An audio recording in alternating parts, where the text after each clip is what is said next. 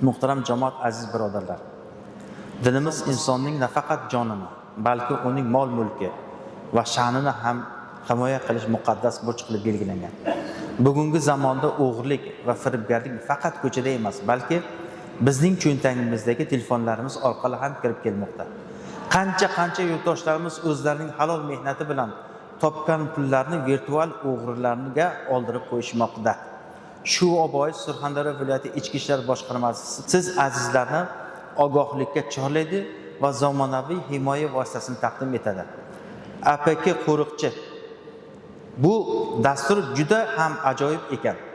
Muhtaram jamoat, siz bugun telefoningizdan kelgan har xil virusli dasturlarni yosh bolangiz yoki o'zingiz ochib yuborsangiz, bu dastur ishga tusharkanda o'rnatganini qo'ymas ekan.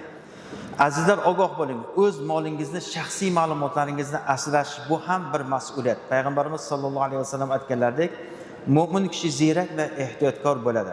Firibgarlarga aldanib ketishlari uchun imkon bermang firibgarlarga. O'zingiz va yaqinlaringizni telefonlariga ushbu himoya tizimini o'rnatib qo'ying. APK qo'riqchi degan ilovani albatta telefonlaringizga o'rnatib olinglar.